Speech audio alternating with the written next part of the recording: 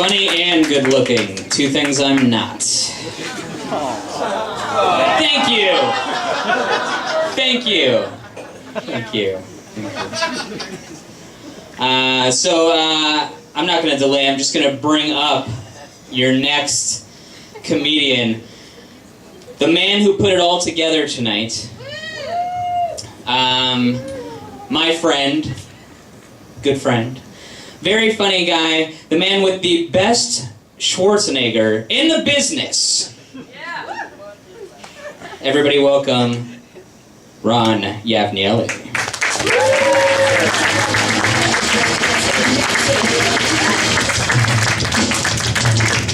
Thank you, Dan. I think you're good looking. Come on.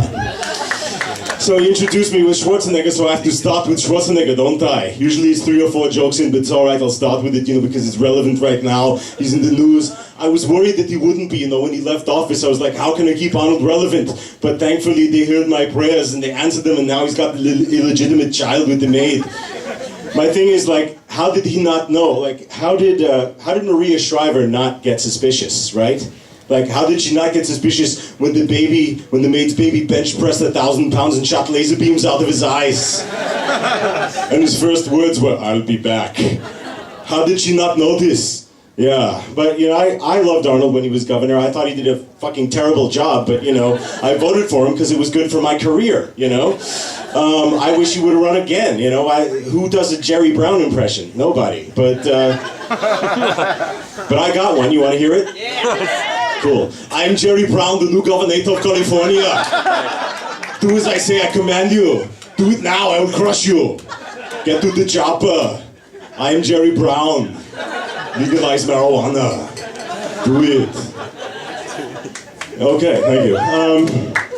Yeah, see, you like the impressions, good. Yeah, do you know James Earl Jones, the great James Earl Jones, voice of Darth Vader and Mufasa from The Lion King and CNN? He used to be a stand-up comic, which is just my clever way of saying, here's my impression of James Earl Jones as a black stand-up comic in the 1980s. Ready?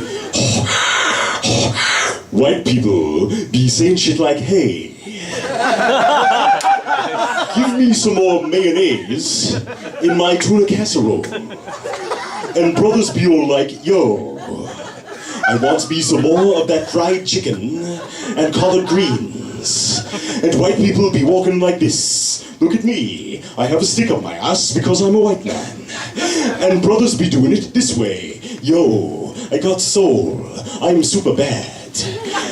And white people be punishing their children like this. Little Johnny, you go sit in the corner and think about what you did. And brothers be doing it this way. Simba, you deliberately disobeyed me. And what's worse, you put Nala in danger. Okay, thank you. Yeah, that's what kind of trails off there. Yeah. I guess I could have ended with, I am your father, but that would just be a little too hacky, I think. Speaking of hacky jokes, you guys are looking at me and you think James Earl Jones, no, see, I fucked up my own joke, damn it. I usually put that one right at the beginning. What I usually say is Vince Vaughn, Paul Rodriguez, and Tackleberry from Police Academy had a baby, right? Could be true, but none of those guys will return my phone calls. So I guess I'll never know. I get a bunch of them. I get told I look like people all the time. The one I get the most is Vince Vaughn, and I guess I should be happy about that, because he's like a handsome, Hollywood star, but I think about it, it's not really a compliment, because, back in the 90s when he was in Swingers, and he was thin, and he still had all his hair, and he looked, rested. Nobody told me I looked like Vince Vaughn. Only since really Wedding Crashers, since he started getting fat and going bald and drinking too much and looking like he hasn't slept or shaved or showered in a couple of days, have people told me that I look like Vince Vaughn. Yeah, great, thanks a lot, lady. You look like Zsa Zsa Gabor, now. Yeah, not so nice when someone says it to you. Even though you're a mic stand, you have no feelings, whatever.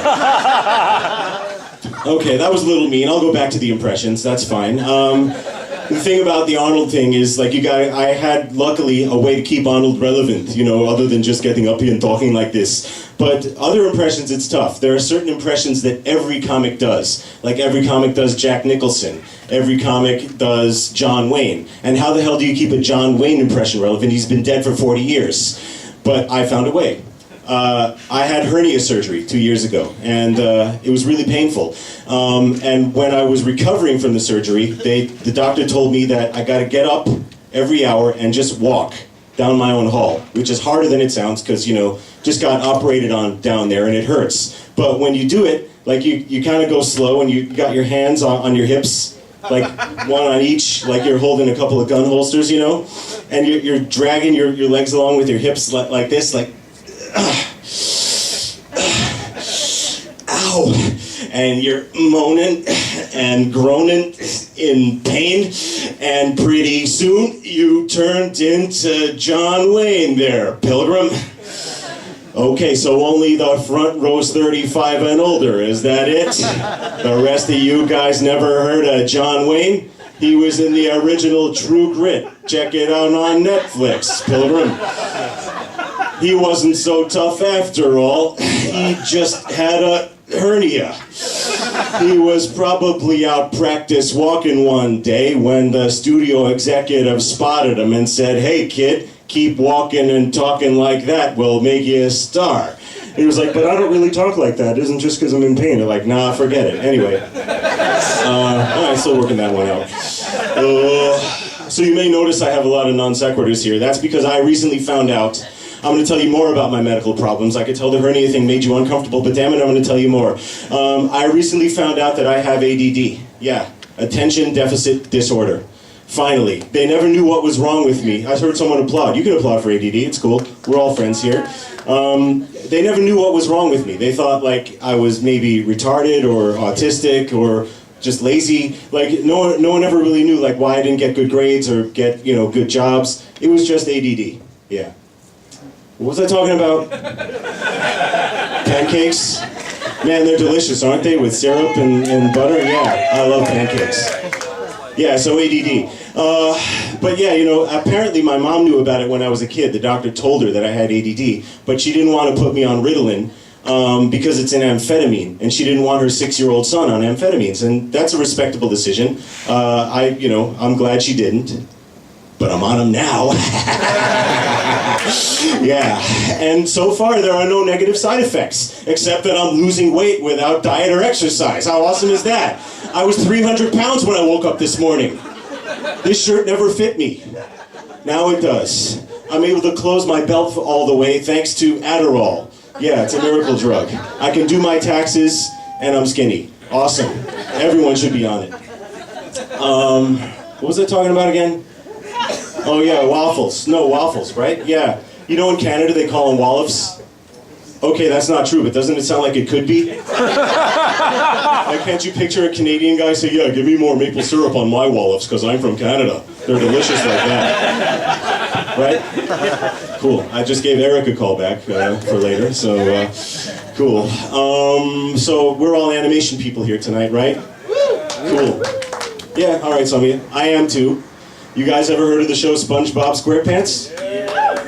I heard of that show too. I've written them many letters asking them to hire me, but so far they haven't. They're like, "No, we don't like people with ADD. Get out of here." But no, but like I've worked on a lot of projects that you've probably never heard of because they never went anywhere. But you know, anyone in Hollywood, any creative person always gets approached by this guy.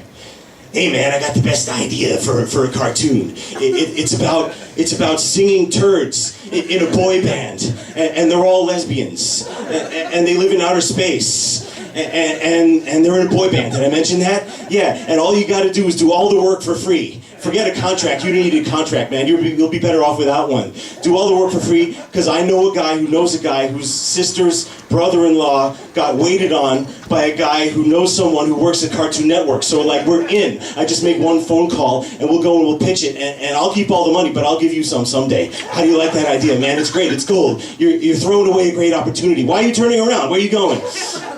Every day I get that. And then when I walk down the street, someone stops me and tells me I look like Vince Vaughn. So, you know, it's kind of an everyday thing for me, but, you know, that's Hollywood for you. But yeah, I do, you know, every once in a while get like a good animation gig, and it's fun, work with a lot of really cool people. And for some reason I noticed that at every animation job I've ever had, there's two big pluralities of people. Those are Mormons and Koreans. I don't know why. I can only guess. In the case of the Mormons, it's probably because of their strict religious upbringing. Like, the only entertainment allowed in their homes growing up were Disney movies. So they all became animators. And that theory holds water because they all kind of talk like Jiminy Cricket, you know? Like, oh golly, I tell you, if you don't accept Joseph Smith as a true prophet and put on the magic underwear, you'll burn in hell. And you'll burn fast because you're made of wood, Pinocchio, yeah. Okay, so again, only the front row is non-Mormon here? What are you guys all like polygamists, or what's going on? Relax, we're all friends here, it's cool. If there were Mormons in the room, they'd be laughing the hardest. That's what people don't get about ethnic jokes or religious jokes. It's like, if you make fun of a group of people, they like it, because people just want to be included. They're like, yeah, do us now, you know? So, speaking of that, I also mentioned the Koreans. I don't know what their deal is, they're just good at animation. It's in their blood. I guess the ones who aren't good at math do animation, right? But, similar thing with my people, I'm a Jew, but I'm a comic too, so you probably weren't surprised by that, right? Yeah, you know, a lot of Koreans in animation, I don't know why, but, you know, I sometimes think maybe they're not happy. Because whenever they talk, no matter what they say, they always sound disappointed. Like, I hear them speak in their own language. It sounds like, "Butahambida, chamaneo." Muchas gracias, oh. So I had to find out, is that just how they talk, or are they always telling each other bad news? Which one is it? So I went over to the next cubicle and I said, yo, not like a hip-hop thing, that was this girl's name. And I said, yo, what's up with all the moaning? And she's like, explained it has to do with how far away someone is standing. So like when you talk to your relatives in Korea, do you like go, oh, just make sure it reached them? I don't know. But no, like I was able to decipher a couple on my own. The main one is this, which is, oh, which sounds like, oh dear, that's terrible. Then this one, slight variation, which is, oh, which is like, I know something, but I better not tell you, it'll piss you off. Then finally this one, I've only ever heard the girls do this, never the guys, just the Korean girls, which is, "Aya," which kind of sounds like, I know, you already told me like 1,000 times. Get off this joke, no one's laughing anymore. You should have stopped when you said yo. I can't finish on that though. Let me tell you a little about myself. My last name is RonYavnieli. A lot of people think I'm Italian because it ends in Eli and I have a lot of chest hair. But it's actually an Israeli name. My dad's from Israel. Yeah, and Israelis are different. They're not like the typical American Jew, neurotic and like, oh my God, everything's terrible. They're not like that. They're like, hey, you throw a rock at me, I bulldoze your house and build fence around you. How you like that, huh? Go cry to the UN, see if I care, I laugh at you. And my dad was no exception. He was a really tough guy. He'd wake me up every morning when I was a kid, like, Ronnie, get up. I don't want to fight with you. Look at you, lazy, you're fat. You don't want to get the garbage out. You don't want to walk the dog. And the dog piss and shit all over the house. When I was your age on kibbutz, I had to wake up every morning to harvest the falafel. While the Arabs attack us and the locusts swarm overhead. And you had no weapons, so I had to train the chickens to lay grenades instead of eggs. And he threw those at the terrorists and threw them at the locusts, and you don't want to go to school. Dad, it's Saturday, I don't care. In Israel, we go to school every day, 9 days a week. There's only 7 days in a week, Dad. Not in Israel, we have 9, now get up. And how can I argue with that? I really couldn't. But my dad's a good guy, I kid because I love. He's lived in America for a long time, since before I was born. And yet, there's only so much room in his head for English. Like when he can't think of the word for something, he won't necessarily switch over to the Hebrew word, or even mispronounce the English word. He'll just make a word up. Doesn't exist in any language. Like you say, Ronnie, give me the kapuchki. The what? The kapichko, right there in front of you. What are you saying? The chamkulo, right there. You mean the spoon? Yeah, the zambula. No, Dad, it's called a spoon. How long have you lived here?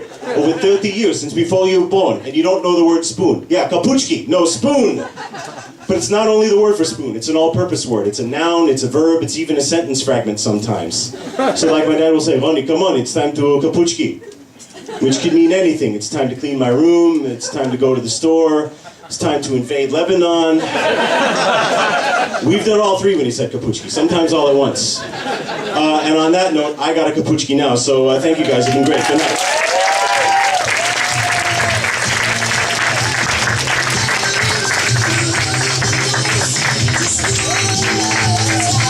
Let him hear, folks. He put this whole show together.